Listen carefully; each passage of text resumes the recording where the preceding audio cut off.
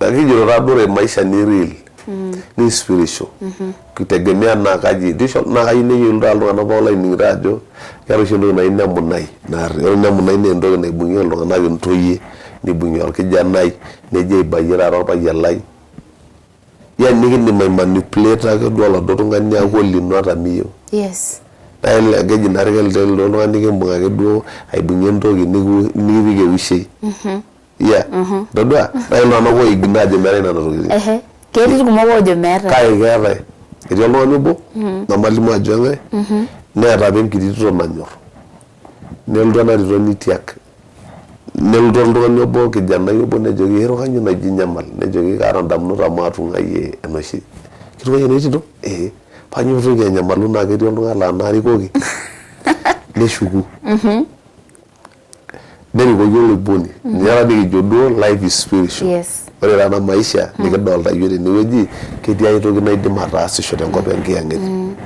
Ne jogi ne la ye alungani ne jogi aru ngaye ndito ay ko nena je na kanyor. Na ngora ya na ridore pe akawa ke dore ke hektu shugogi ore ba ga bayen jelo as ne goroga na sunyo le ga ndo nyanya na ne ya akawa ke ka shugogi ne je ka yunara wage ke ro shele ni video na la ngorie movies Yes. ne je ka yinira una ne je na video shomo sai ta nyo ngarewo na ore ne lo na video na tonda kidogo ne manigyo to ngane gra rumu or carpet. Sorry, another curtain. I mean, Naja darling gajek ne yellow. Ne yellow na ri ne la ronda do ri diweji am ge miss angaji ne wangwe shwe ne don. Ore be ko ni na ro ga do to ngani. Ne bang. Ne veru ga na. Ore be ba nas do la do le. Me ni du dum. De ne yen goloro ne maye. Ara ki biashara. Ara ki ndoa. Ara do rengu smongera. Na gedia ge lasma be di ndo na grasa ten ko bengenge ne melio na mpaka pingo no vile na asi aumun pegela ke na bwe ge bengara ina itirwa from class 1 na nyana rigito rebaya 4 ni change dogri ore na ara na ke ndo na rasa or mangari da ten ko ne melio nyawe una ro mpokin ne ndo ne mera backing yenye yes tamande sai mo yara ni aro shikundolongi ne manigi great west day gedianka na ro no de ngone melio namba bindo gipodisho ne romoni ne ni do ni tutumogi eweji enkopenki yanget ne bare ndo na jidu botara sheseriani aisi na mi spiritualedi na bolo gili nyo malaki uni tomon waga idwejo lengo ne ora ba bolo shele per indagwa matwa ni de rugulori shele right dictate lengo. Yes, they do not have to be a share grala, that's very true. Right? Ni dictate and peace tangajino, ni dictate. Droga. Now me demayu ne ni kemo keber pe bolengo. Last ma spiritual, not a strength. Pe rumogiango ba yelda fruits, as pe rumogi I answer to the supernatural.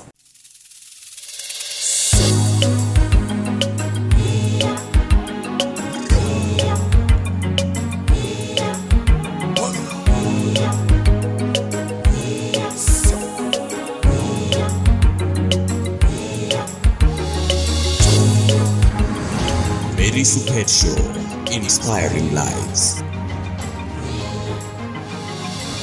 Olengona ni le Mary Supet Show suboleng tebogi ni gira tumeyo tara tenolong agre tomon enarishara sidai engipindi nikijene Mary Supet Show inspiring lives kiaro shage ena kipindi pokio long ya Aramisi sare entara agage topics na basha nkitengena agi sildungana click into guj olengona le Mary Supet piyolo wajo mere ndogi nemedema yola jo esegenge na yankai tindolo legai tungani o riaba sidinya abori nedumu enkai nelotu nilepu pole niyelo si ajo ore maisha ne safari iwezi anza tu from juu no unaanza chini gira ilepu na inabeki ata ena kipindi patu maitukuja ajoki miyar keon migor keon tenkaraki labda nyamalitin ba naapasha nigira aima kake ntukuja keon tiatua oloitoriani iyiolo ajo ketii enkai tenebo yie torishat pookin nisulaki ina rishata nitii atua nyamali motejo ore nye na eretoto nataana tenkata nyamali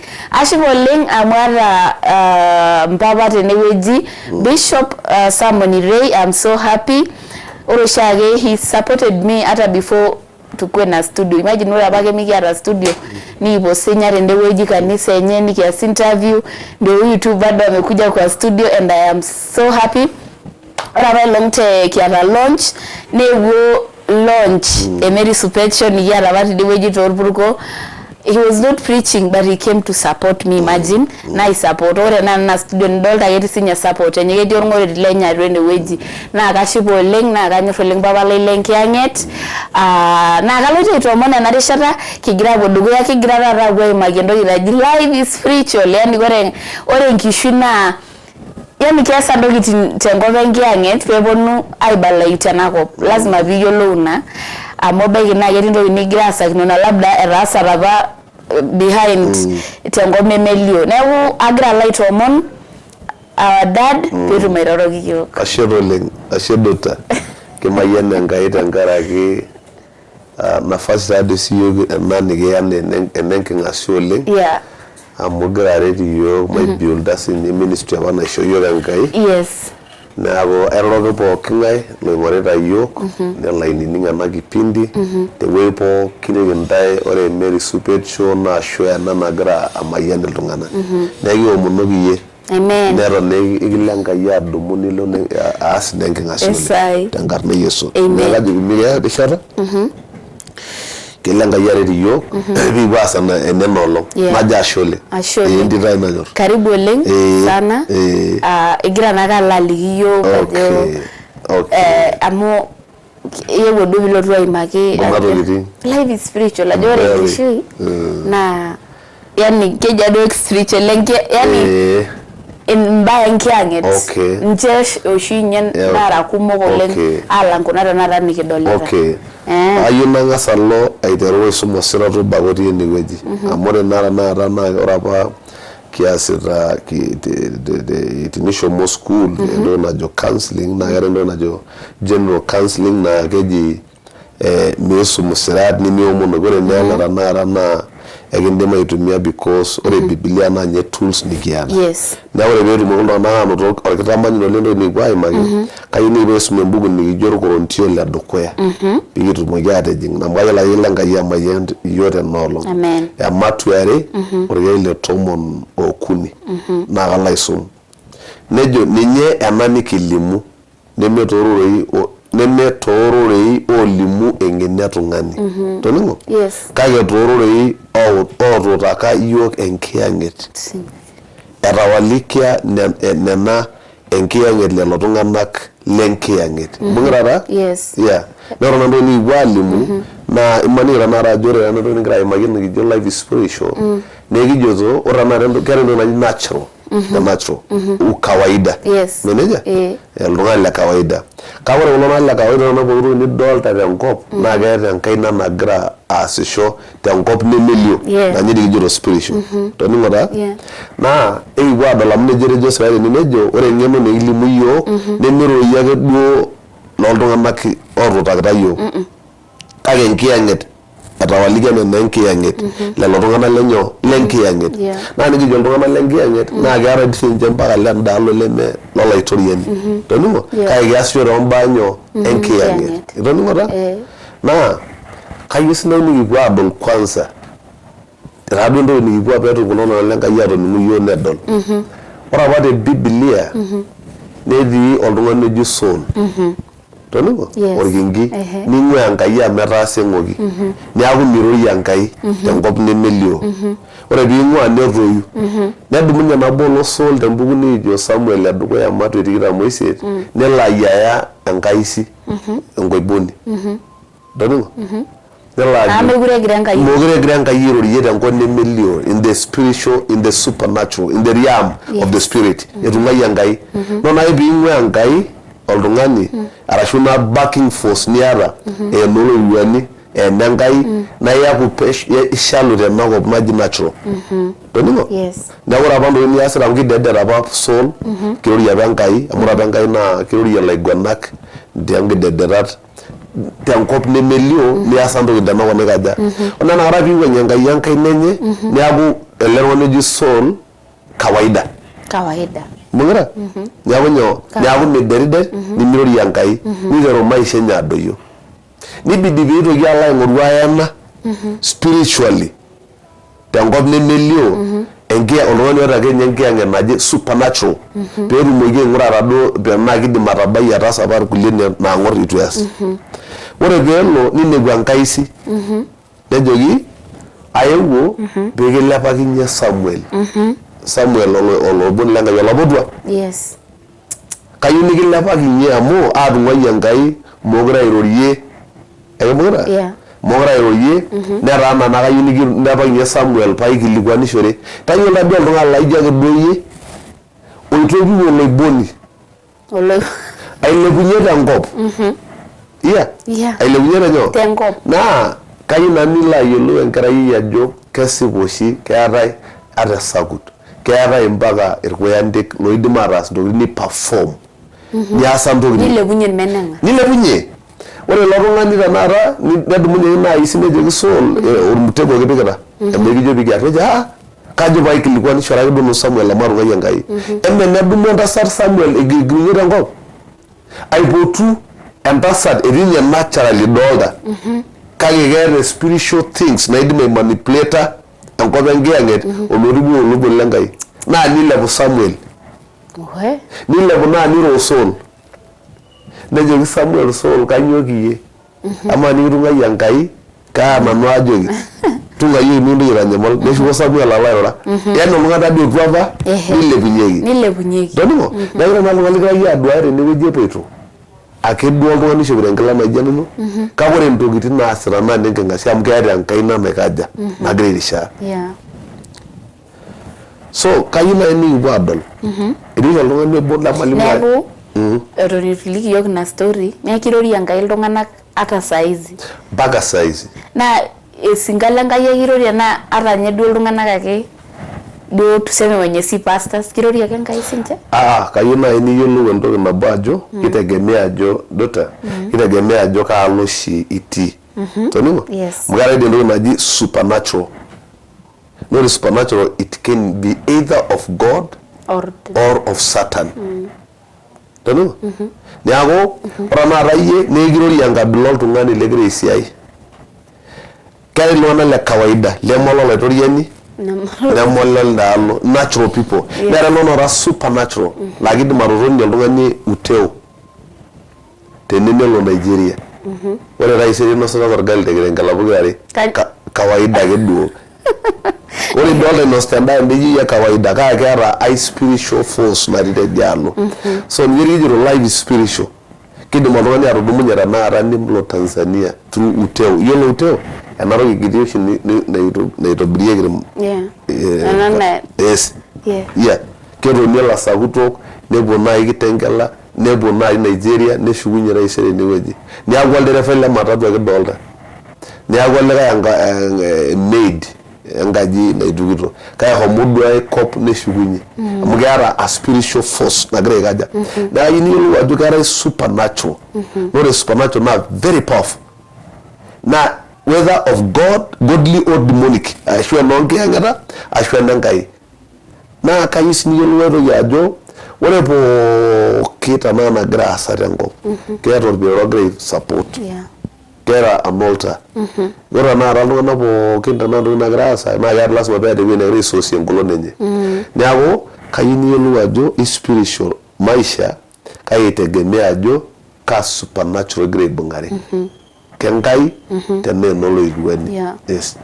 Wow, sawa. Tolikita yiok ena story. Ketii oltung'ani obo akijito taadore maisha ni real. Ni spiritual. Kitegemea naa kaji. Naa kayieu neyiolou iltung'anak pookin laining'ito ajo keeta oshi entoki naji nemunai. Ore nemunai naa entoki naibung'ie iltung'anak intoyie, nibung'ie orkijanai, nejo aibayie taata orpayian lai. Yani nikidim aimanipulate ake duo oladuo tung'ani aaku olino ata miyieu. Yes. Naa keji naa kelelek oltung'ani kimbung' ake duo aibung'ie entoki nikipik ewishei. Todua naa iltung'anak oigil ajo meetai nena tokitin. Ketii irkumok oojo meetai. Kake keetai. Etii oltung'ani obo namalimu ajo eng'ae neeta apa enkiti tito nanyorr. Nelotu ena tito nitiak. nelotu oltung'ani obo kijanai obo nejoki ero kanyo naji nyamal nejoki kaata ndamunot amu atung'ayie enoshi kitung'ayie enoshi tito panyo toki anyamalu naa ketii oltung'ani laa narikoki neshuku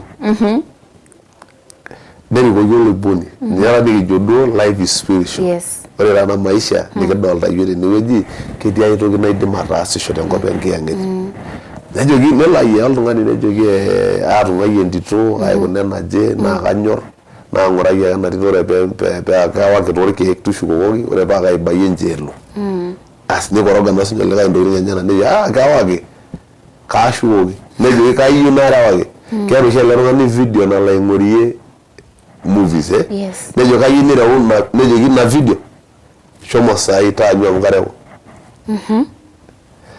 na ore nelo ilo tung'ani ina video etonta kidogo nemaniki oltung'ani ogira arrumu orcarpet sorry enatoki curtain I mean nejo adol inkejek neyiolou nelotu naa kitito nelo aton tedukuya tidie wueji amu kemisimis enkaji newang'u aisho nedol ore pee ikonyi naa peedol oladuo tung'ani nipang netirikuaki naa ore piipang nesuj oladuo lee ime nitutum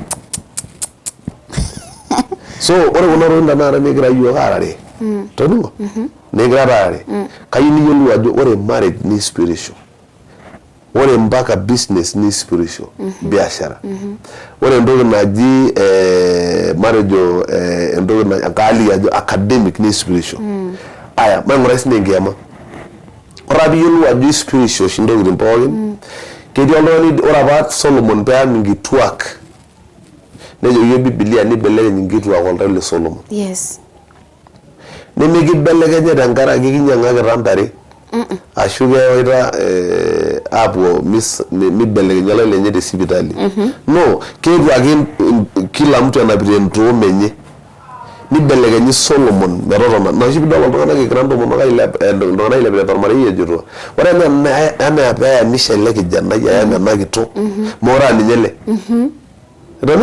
amu eewua either enaduo tomononi naewuo atormadhabau lenye tenkop entuuma enkiyang'et naata engolon naidim aineutralize oladuo likae tung'ani esiai enye peetumoki aikunaja airiamari naa enoshi pikijo iltung'anak ore enitu iyamisho tang'asa tayiolo mpaka foundation oltung'ani ewueji ning'ua naa ina apa pidol tormaasai eji mayieu nie entito leng'ania mayieu nie netalipa amu keyiolo ajo ore marriage is very very spiritual toning'o naa ina naata dii yiok meng'oki nai ning'ok oltung'ani te kanisa nkera inonok nijo naaji ore duo amu Enkai naishooyo kake tenitapaasha ewueji neje ikooki di Samson ikooki amu spiritual ntoki najo marriage nejoki ng'otonye milo ake aya Delila toning'o ore naa naara pelo nye Samson aya Delila aikonya kitokini aitau nkonyek neeku inoshi piiyiolou ore entoki pookin nejing ata marriage spiritual amu meeta oltung'ani lemenapita force enye fulani either kilotu ake orpayian aibelekeny arashu ibelekeny enkitok naa ina pilotu nemirr olchamba nemirr intokiting nidurrie nedumu nai neya matejo nirkekonyoki ake osamburi orpayian nimaniki eyau orkekonyoki neponu atoni akwin yani spiritual kuna tokiting nibelekenyi oltau le Solomon naa ina pidol ajo ore apa Enkai ore epuoto sirai naa ntokiting are ake onya kejoki ake emisirem inkaitin elelo tung'anak ore enkae emiintamari emiama ng'ora pii emiama nibelekeny iltauja linyi maatumai nemera dii keponu aatau oltau aibelekeny keboita ake piilo ajo spiritual neeku ore ina tooma nanapita tiaikop nemelio nibelekeny oladuo tung'ani maila niata swali naa piitumoki aendelea kama saizi for example oltung'ani leitu ejiu matejo lee neem enkerai natajeuo kidim nelotu aibelekenya ama Enkai ake naibelekeny nasikia wakisema you cannot change anyone ore apa matiaki ore ana kitejo naaji meeta oltung'ani lemeeta a dependent source nigira aidepend sourcing your energy and strength pekijoki oshi iltung'anak te kanisa pooki oltung'ani lindim aibelekenya kake mayiolo duo oleng tenaa kidim aitempiris duo Enkai duo ele likae naa oltung'ani liamari itu jeu nejeu oltung'ani obo airiamaki olikae ni qualify Corinthian ojo entotoni tenebo kake teneyieu oltung'ani nelo kake peemiara neja amu ore ilo payian naa olenkai tenkaraki ina kitok natajeuo arashu ore ina kitok naa enenkai tenkaraki ilo payian ikonaja otajeuo toning'o kake ore entito najo kaya ele tung'ani paalo aibelekeny netiu enaa naaji tenikijokini taked ele stool okay taked nyoo ele stool netii oladuo tung'ani enkop nilepunye taa tengolon neewe anga nikisula ele lotii abori kanyoo keeta force enye keeta nadii a backing force keeta spiritual neeta entoki mpukuno nagira drive nemeni aisho toning'o neora naata ina naa kegol oleng pooki ake oltung'ani shaakino naipimi ng'ua likae naa oltung'ani najo aya matapa toning'o nelotu oltung'ani obo ajo tedukuya kake ore iltung'anak oojo kaya paalo aibelekeny nore in some cases nore oltung'ani ibelekenyi oleng naa ele tung'ani lenkai oltung'ani limishaakino amu kitambo kenye laiko naimaniki eitumia oloitiru oleng neeku ore enkiama ni spiritual mariake ina piishaakino nijing teng'eno oleng kira naa iltung'anak ogira regret tenkaraki enyorra apa natonyorra iltung'anak limishaakino neponu anigeusa mpaka orkuak mpaka tabia nerokuosho oltung'ani apa iborroshoki nepianu oltung'ani apa oleng niteru aaku oltung'ani baisho oltung'ani apa onyorrisho amu kore nena tokitin nemedalaki ketii iltung'anak laa teniyam iyata nkishu niking'ua nkishu spiritual natoki neake enkutuk enye natarayie ketii entooma naje nayieu najoki irmaasai mikinture ntae keyieu ake naa iyiolo kulie tokitin nimintoki aya te parmetia amu keetae okay nikiponu entoki naji business amu kaipota naa entoki nara uni ore paajito spiritual business kanyioo oshi paa teneyieu oltung'ani nepok naa lasima pee invoke powers lasima peelo aing'oru eretoto naje kanyioo amu ore yiok ootajoituo naa nabol nanu biashara naa lasima paipotu orpastai toning'o naata olasar nelotu orpastai eeta anointing nelotu airo kanyioo doi oshi kegira aibung'ie biashara ai enkop nemelio peetumoki atoiu nyoo irng'anayio naa kaendelea aiservice ena biashara ai tentoki naji amatu etomon kanyioo pai service paya empower na spiritual force e prosperity edupoto leno ore kuldo kulikae lendaalo naa kayiolo amu kishomoita apa enaare nitu kijeu naa kaya naari nikiponu kijeu entobira yiok pikitumoki atopok naa iman nanu enkumoki oltung'anak oopoito tena taon naa ore toosurualini atua keeta nkutiti tokitin naenikino naa imaniki duo olduka naaji opoki aishakino nimaniki ntokitin naijio kuna nauni nijo yie kenkuso neboboni enkare kumbe point of contact spiritual world a darkness pee manipulate iltung'anak peeponu enaduo biashara mbona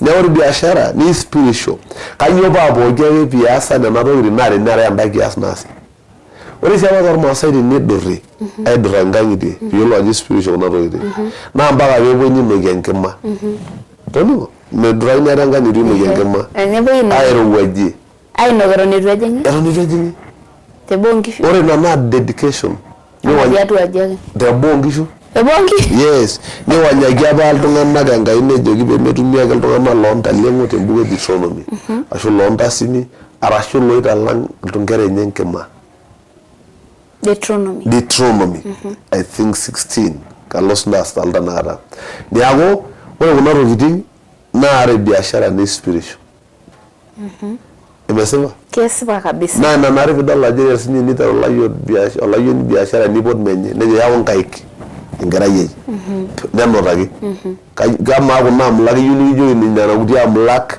naatonaki enkaina naa peikare enkiyang'et naje nanapita oltau lemenye etushutaka loyamini ajo ore tenolong naa tenipang' enkerai ai aisho omom mbona neeku ore enkiama ni spiritual pakamate biashara kaja iko lairukok peebulu biashara enye peebulu amu tuseme sasa ore kuldo lotii endashoto naa kepuo ayau nena tokitin nirorie nitaas entoki naje what about us who are in the ninye naaji atiaka ore naara sinye yiok todua oshi ajo kanyioo kiasiki ore entoki naji dedication mirewata engarri ninyang'ua ng'ejuk itu eomonokini nemiomonokini itu ntau olasar teneomonokini nitau olasar nemetii olning'o litipika mbung'a Yes. ore biashara tenaa tenibol ena studio kairuka apa ajo lasima peetomonoki ena studio nintau olasar amu tenitu naa intau olasar netu omonokini nemetii ena studio in the spiritual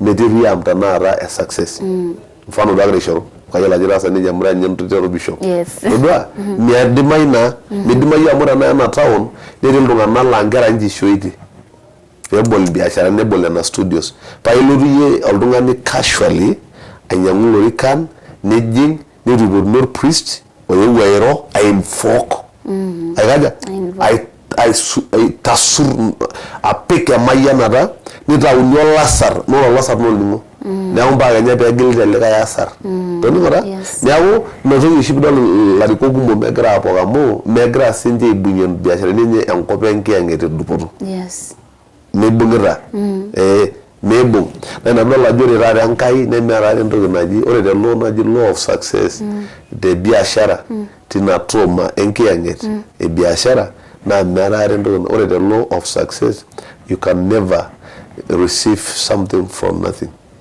metii toki naji ataasa lasima peeta entoki nitaasa piitumoki kunaja anoto neeku enkomono naisho biashara mikunaja number 2 sacrifices tinitau oltung'ani amu ore sacrifices naa keeta entooma naje naa ira netem oltung'ani laing'orita otoi enkang nipotu naaji orpastai kitaasa yiok ormarei lang enkang'ang mareuto yiok naa nikimpotu osinka lenkai neme enkolong nabo nikincho olasari ore tanakata ketii nang intokitin nemetii naarri idapash naarri naa ore enkolong nikimpotu orbishop lang nikimpotu kulie tung'anak neomonoki yiok niyakikisha ajo kintautuo olasar noosidai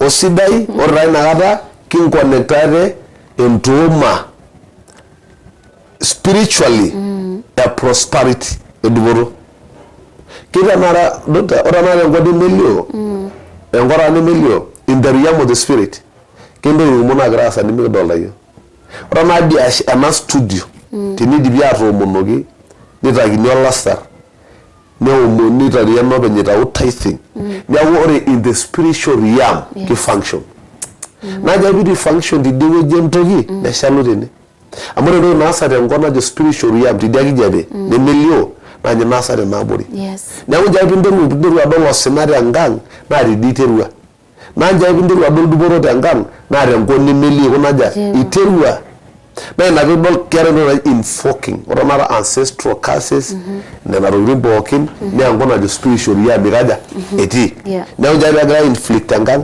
negira airony enkiyang'et oloonkakui nikaja naa tenkop enkiyang'et egilunoreki mee tene mee orpango odung mee ntolu nauroo mee keturuni tidie akop ikoni aja naa keeta ntokitin naasi neeku teneyieu ilairukok nepok naa mpaka piaku iltung'anak oomonoki biashara enye nitaki ilasarri niasisho sii amu ore kulo tung'anak loogira aserem enkiyang'eta nirrag saa naudi nyito ninche odharuri saa 10 nikaja ore yiok niyiok saa 4 neeku meduo iloitau olasar pairura ntau olasar niasisho neeku atejo naaji ore entoki naji biashara naa spiritual ore entoki naji marriage naa spiritual kitodua aji ibelekenya Delila Samson toning'o nibelekeny nkituak ip naapishana mpaka ipuni neeku 1000 oltau le Solomon omeudi Solomon aidipa oltung'ani lemesidai eudi Solomon aidipa oltung'ani laijo devil worshippers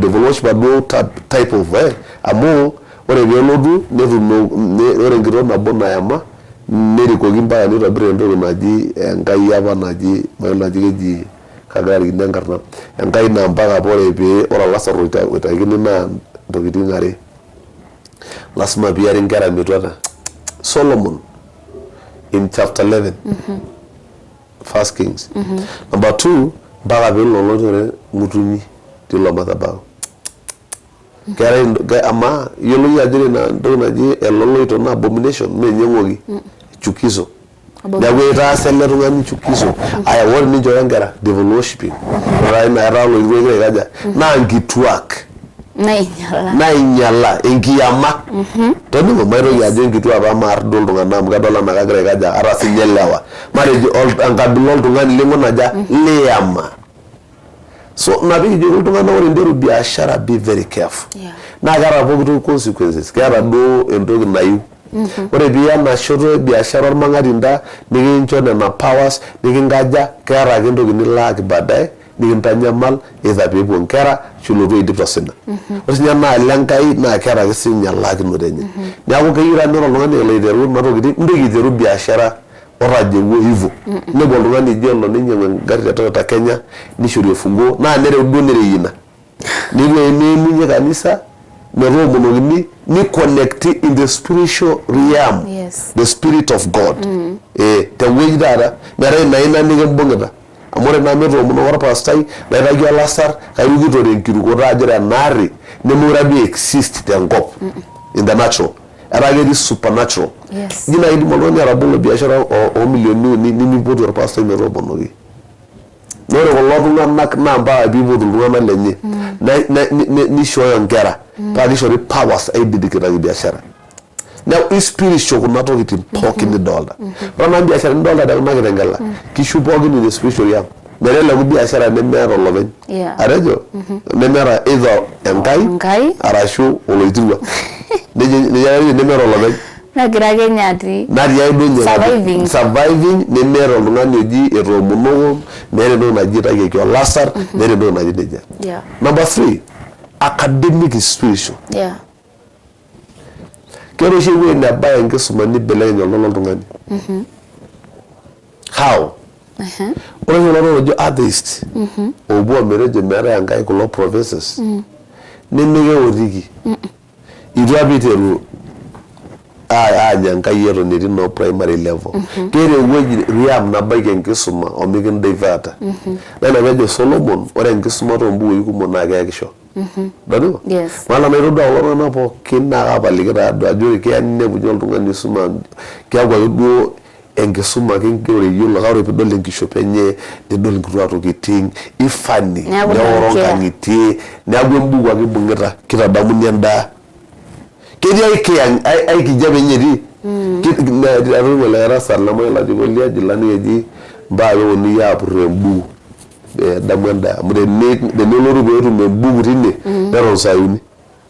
Ipotokoki endaa. Nitoki alo neton saayung'an. Paji yanye kaatoki ina nikindimu tenemenapita enkiyang'et naje. So ore sinye enkisuma ni spiritual tayiolo ake. Yes. Meeta entoki natii enakop nemeeta backing naje enkiyang'et. So kitegemea tenimbung enkisuma positively. Toning'o? Naa tenkoitoi yaisho nekiiki irng'anayio sidain. Kake nimbung ore most of people tanakata ninepu nkang'itie oltung'anak oisumate oleng naa keya nemeetai. Mitoki aikaja nitanyamal. Kake ore nemetorrono enkisuma. Kaya atejo ka approach gira approach. Ka approach. Na egira omera ijo moda kabisa. Na ore pingiroki oladuo tung'ani kele megiro ildayani tikitam nigero nkardasini karibu 15. Kagina keso ore pookin nidolta tanakata tenako nikitii mpaka eramatare spiritual. Toning'o? Keeta naa nibikoki eramatare oonkishu omikitijing'a. Neeku maniki nimirr enkiteng nemuta iltung'anak linonok esumash. Ira bold. Nikijing ina toki ometaa ira addicted. Neeku ore kuna tokitin pookin ni spiritual. Na ina pishaakino naa nikijing nikias intokitin tenkoitoi naishaakino Enkai. Yes. Wow, that is so powerful. Kisha neyiolou iltung'anak ajo life is spiritual. Wana ba esakutore. Okay. Nasakuti iltung'anak irmareita. If you pray kama teniomon ekindim esakut tuseme keji kore emurua naje kesakutisho iltung'anak wamefanya iltung'anak pemetum isiaitin. Kama tenira olairukoni kindim nai inatoki anoto. Okay, ma. Endamu najo etejo Biblia meeta rupare nikimbung. Nikiarieki naapuo aaku naitobiraki tenkaraki napuo aikaja. Nitoki ajo etomon oopishana Musrara 54 Isaiah 14 tomon oopishana nedoyio.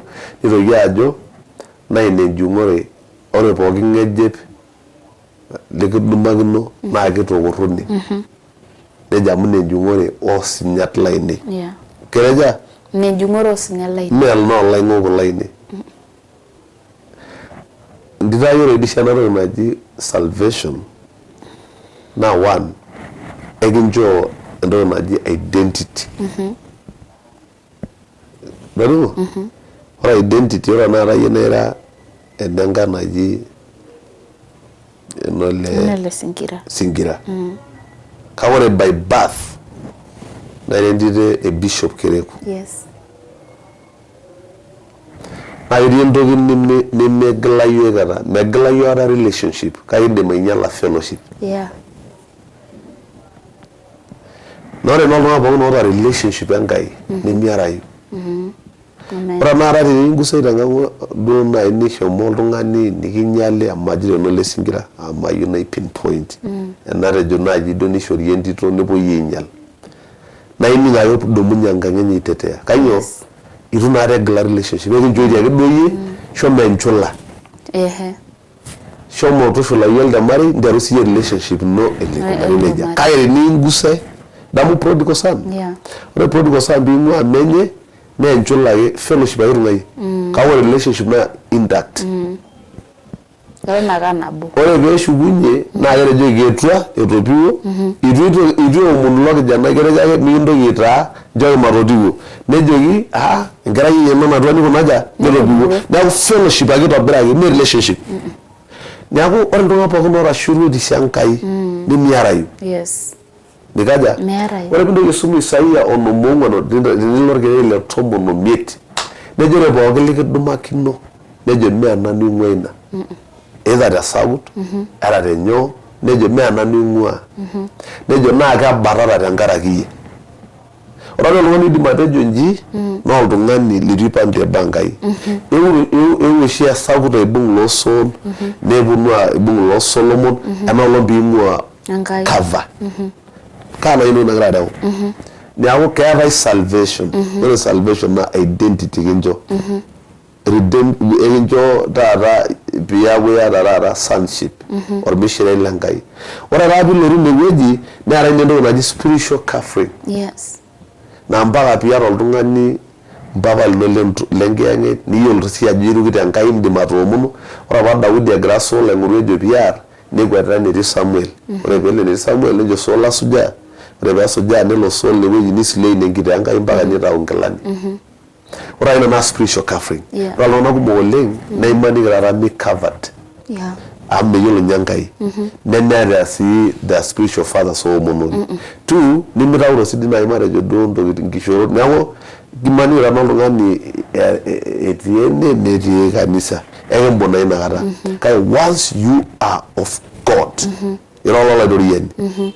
Tonimo ne agi commit angai ko one big rip amerejo na Biblia oro lo seyo la yalla la ni wana ni seyo ne ro nyo yango no du shola yalla ne media wol tungan don la jona no tubutogi olunga ni pok me watu anga jangai ke yallo sargelenye ni ago wore sakutu kidimaini bungol tungani ke gadi are ni yara na ronga ni sani geari gidaro na ngudo nguni na witchcraft kirare kaya gembong tinin compromise tinin bole milango mera keti tinin like contact nana rokiti de gembong tinin miripo tinin mira covered de gembong tonimo na kage ke ora na bejo ne mirinjo ro sargele Kristo igare ngolo ne mo sargele Yesu kage real are ji real amalo ngani riwe kitroko wajo ishom kayi unero ay neri ladi na kayu na nume duka no sagari nejo kayu ni ro agi we neje ni ro.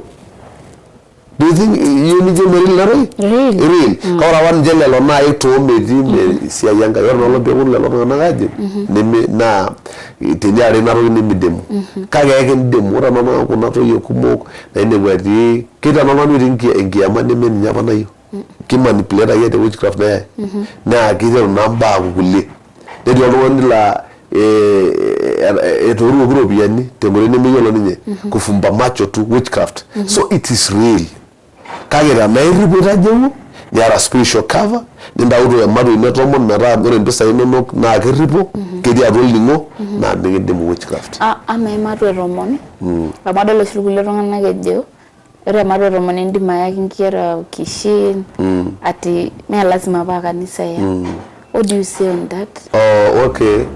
ne spiritual asinye mato tomonole kiasisho amu oltung'ani pookin limitayu naa ketoyu Malaki chapter 3 matu nurgele tomo neja nditemu ake pia kuyitu abol dirishani lekepir melengo ore na spiritual yam na kepir mbunga ora bati apa na ki design ake apa ematu tomo ntoki uni pe enya priest nishore widows and orphans na kidisidi apa nitobiri sanctuary kake mole kake neja do betu kakore kata kitegemea setup songa kanisani nitegemea ora na radu tenkarani kitii na strictly te kulie wejitin ore ematu tomon na ninyishi amora basiti apa na Levites alakinyeki neeku ore nana na ematu tomon tenkarani kitii na ore shitata tenara nemishuruno ndim duo awa kakore duo oleng na ore nana dominion yok na kanisa na or pastor ninyo ormushara lenye ninyo ormushara migara yondo naji salary ore salary yana tithe wala durungana kake kareja kake mana na ni milioni net ematwa nanya dankarna naji ormushara kaidim makara damu nkolia nemengoki yes kake ore olonyo dumu pookin naya netu yake or pastor na kitorna mgare na gidisina for special fathers ashu priest tangarage esiai yenye sinema kaja yes tere na midimia ten orgete ngutu ga gra afwanda pa nyagore na renea ni attach with that grace arashina piris ni tukake medu lembe dumake do uloge ngolia ni uloge ni baga shipe ya orbere amuta niki soma Deuteronomy amadu to mono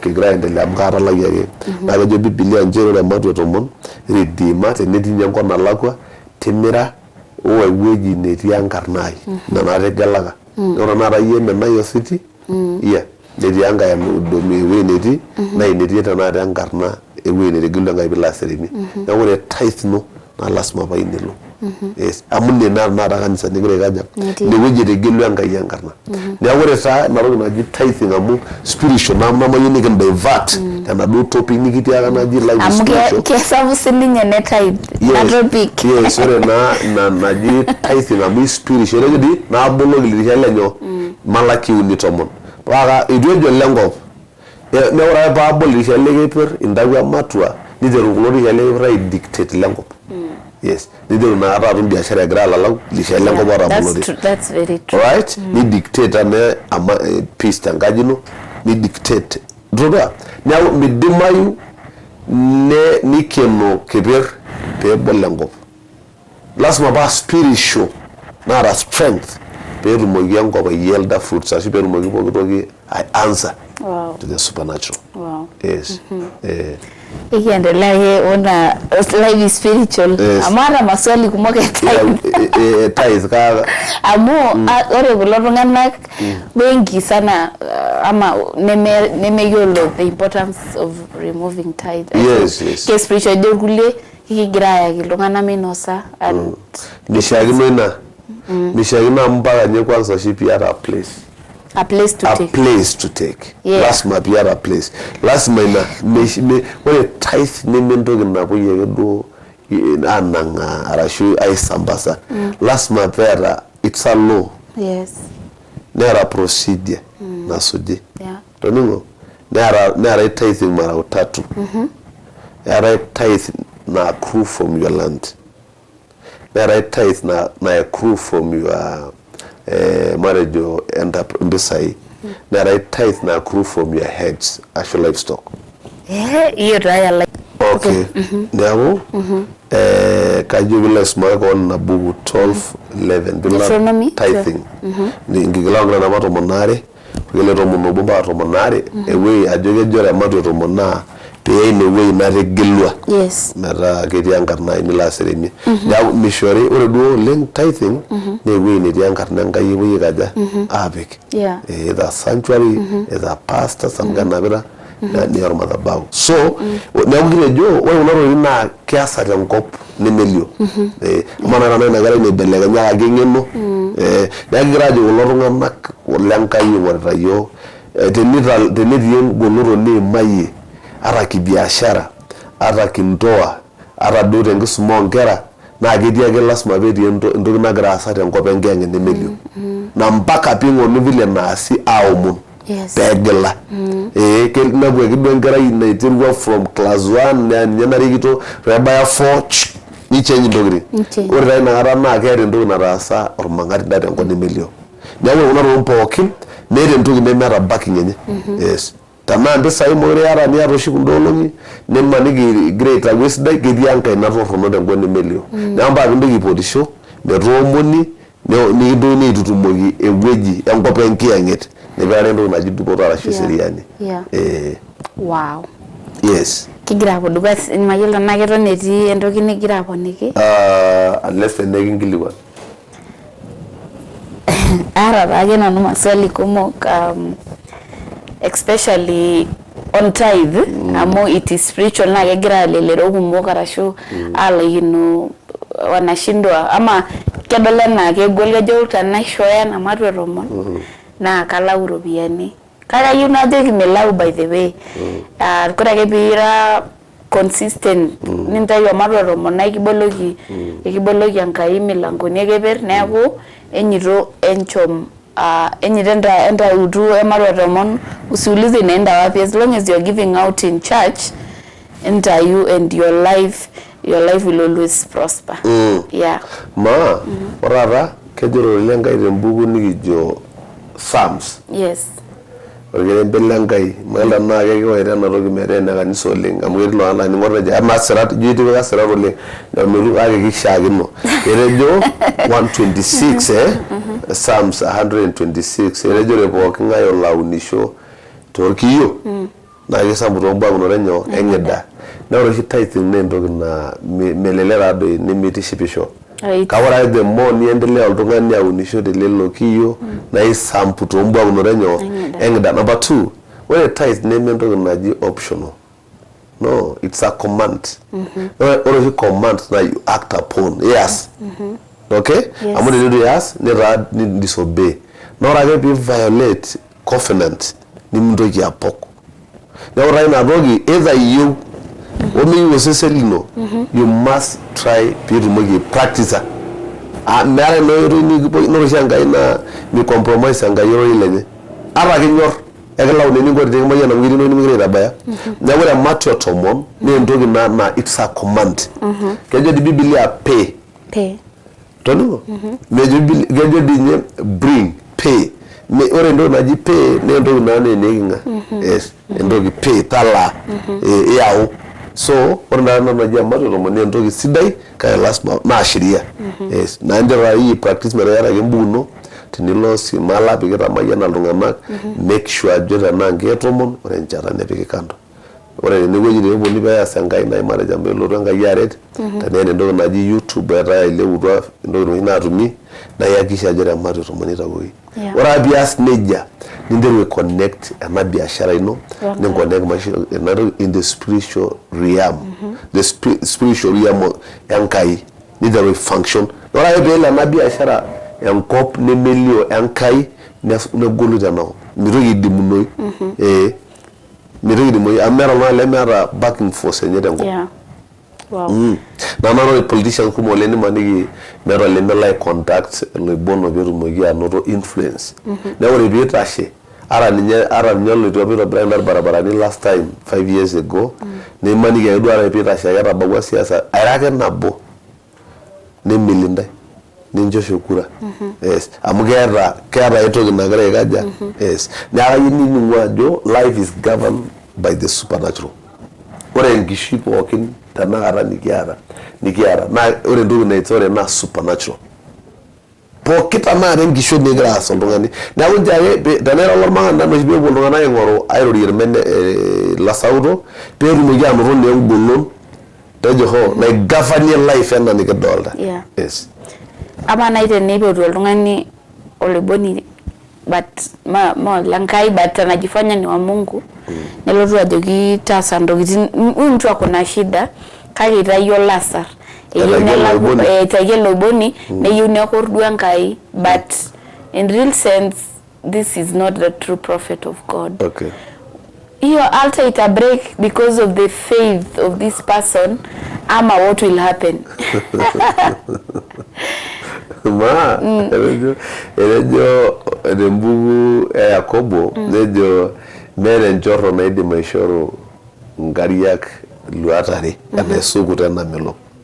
Either ishoru njoro, engongu njoro, enkare na melok, arashu ishoru enkare naisukut. Neeku melo iboni kaabila enkare enapita.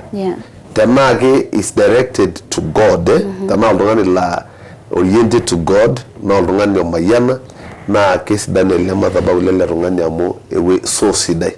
Kake nje apa oleng daalo nelelek taadii amu adamu nanu ajo etii entasat ang' apa nabo nitu aikata etum inkera nebik oleng.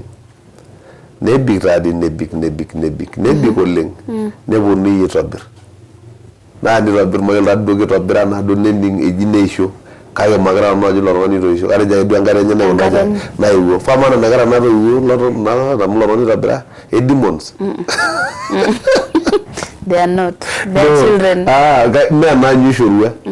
Amu tenemutu anyu ishorua, anaa neeta mpakai. Neeta lasur baadaye. Kitejo iyie enkata enkai naikunaja naewuo. Netejo sii bilia apa tenkata emodai nemelo enkai nyoo enkong'u. Neeku kayieu najo kitegemea the source. Ajo kaji ing'ua. Neeku manyorraa ajo kidimayu nai nikintopok. Ashu intau orperere. Naa nelo peetaase. Atejo peetaase. Nimiyiolo ajo eng'ae ina nataasa amu kidim ataasa. Amu tejo bilia sinye kidim olotu aitadou enkima tenyoo teshumata. Kake eton ake airukito ajo ata etaase ore source nataase ni wrong. Mee oladuo tung'ani sidai ilo. Yes. Kake keeta taadii oloito ore ntokitin pookin nikiponu aing'or tesiadi naa keeta etejo Yesu yiolou olchani toonyoo toorng'anayio. Na ilotu ake adol entoki pookin Enkai amu keeta irng'anayio sidain. Naidol entoki ormang'anda ajo keeta irng'anayio baadaye. Kidim ake duo ataasa kake keeta irng'anayio torrok baadaye. Yes. Wow. Ashe oleng dad. Okay, neeku ore aidipita naa atejo naaji ore taata entoki najo maisha. Nyoo? Maisha. Enkishon. Naa ore entoki naigavana enkop nemelio. Tayiolo ake. Either enkisuma oonkera inonok, either biashara ninteru, either entoki naje lasima paa ore entoki ore ewueji niterunyeki aigavani. Aicontroli na supernatural. Yes. Either iro oloitirua arashu ele Enkai. Yes. Teniyieu nintoresho tenakop. Aitoresho? Njoo pokira ino metaa kegira aigovern the supernatural. Arashu tidio ko nemelio. Naa keeta nkoitoi. Naa biata yie ninye nai atejo tenelotu people biashara naji ena nidedicate pee supernatural. Nitakini olasar peelo supernatural enkop nemelio. Neeku tidio ake egira aitoresho. Niendelea service toolasari tenkomono. Nitiru abul. Kake nje ake peemere ewueji negira peemetii ena siai oltung'ani nemetii enkisuma supernatural naa keaku weak nemeeta irng'anayio. Oshi piidol oltung'anak ipotu orpastor, ore oshi yiok nikibol sukuul naa mpaka ata tenaa nanu nanu orpastor laipotu. Maomono nanu nkera ainei neomonoki naisho olasar mang'amu nanu lasar lainei.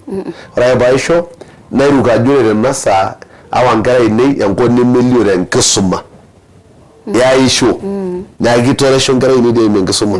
Naa nayieu biashara naipotu osinka nikincho olasar neomonoki yiok. Ibung'ie yiok supernatural. Okay, ore kusuma naidurra naapishana. Tomon. Ninye naji ore maisha naa supernatural.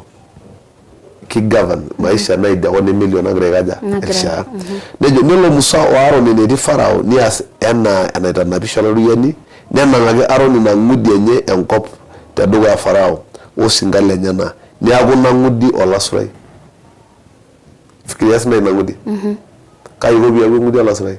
Tenemetii ore ena ng'udi eton itu eponunui aanang'aa tedukuya Farao netang'asa Enkai aibelekeny torpurkel mehomo enkop enkiyang'et. Ina olong' ara peejo kitanang'aki enkop metaa olasurai. Neeku ore enaare penang'akini Farao kedol ninye Farao ena ng'udi te Moses kake ore ena ng'udi nemetii enakop. Enkop nemelio etii ena ng'udi. Mbung'a? Kake nias ninche le Farao kulo sinye asakutok nipot Farao iltung'anak lang'eni lenyenak olasakutok ore sii ninche lelo ang'eni letung'anak le Misri nias ina tesakutore enye na niaku dongo sidinenye lasuria niagara sinje backing force tangwane nelio toningo neara musa okay kage ora rebe as neja nejo yoro langai ne iyo ne musanyo ni de Ronaldo aitegeme alio yo ajoka na rengolon na ina jo lona pokin lo grinding yo kolobono aninga na kipindi ndo ya ndo gidinde leleki ni miuresho isido maredol pogro ga dono no lo itirwa ndol nyanguru ni buire ngara ni jo abaraki kayudo ni mulo sido ni wenja budol to ngani ora wrong focus ara show alodu ako extremist kage ne palari ndole ngara ina jugi belekenye oshi sidai neng suma ekuno leng arashu era ndo nata napo leng kaumon naji pe me palari yake ni migra to monamore maisha na spiritual arashu ore maisha nore rengisho nimelio na ndo nagra ai drive arashu kaja na shibigen umon na begen tayu na bigi ara nonoji baba lenke ngere bayre lekin kai kera kai ngolom na sfide ga da dola jo egembonga kai yo mara umuno pore ren kod ni melio dizerwa pukuntogiri nelio ita nako ya kwa jashole. Wow. Thank you so much Asholing dad for coming Adejashe Asholing olengana Mary Supecho kayola jogere ndogi ninoro live is spiritual pe inyororo au mondiki inyororo akulungana lengo mono pe inyororo akulungana oingore ngai tore shapokin ma ira madwero mon ndogi pokin nitum te biashara ino ata nkishu lo Masai amaita nkishwang amo ngorake lutola meyunea nkishu kumok oleng na labda kama ongeta kilo lari erashu kila ngara naisho nkishu nono teneto isho nkishu 10 nindai nabo like mara ikitiankai amo melau ore nyoldo ngani ninjoyo bara nyoldo ngani lemeyola ngai ukikuwa ni mtu mwenye yora injoyo ndogitin nimelawa gara nebu agra yugerishira sdai na mayana pokio longi Aramisi sarentara ayagi ambasadano ling nikibu shet engishu ino nindo gyabo itengen nindo gyabo itukud na subscribe to my YouTube channel tenero ne to subscribe Asholing. I'm so happy wo babalang lenkianget Bishop Sam eneweji aitengeni yo I really appreciate na kama yananda ngai agra yugerishara sdai na mayana ka Mary Supet eneleshao aka na yagosi Asholing.